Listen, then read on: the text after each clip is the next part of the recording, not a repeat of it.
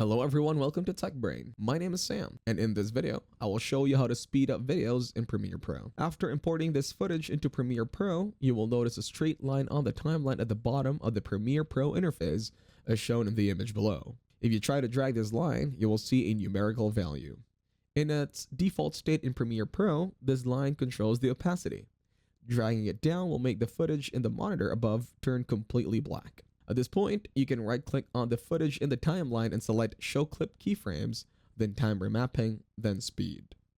At this point, the line will slightly change in height.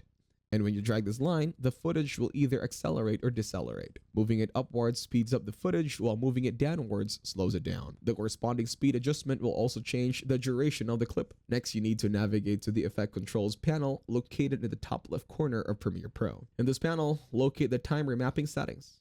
On the timeline, navigate to the specific point in the footage where you want the speed change to begin. Click on the small diamond-shaped icon to the right of the speed option under Time Remapping to add a keyframe. Next, play the footage on the timeline. At the desired point where you want the speed change to end, click on the same diamond-shaped icon to add a keyframe for the endpoint.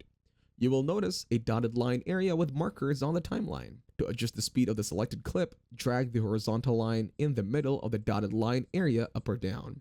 To achieve a smooth speed transition, you can also drag the keyframes at both ends to create a fade-in or fade-out effect.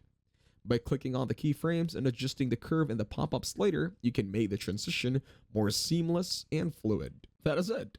Thank you very much for watching. Please make sure to leave a like and subscribe to our channel. Have a nice day.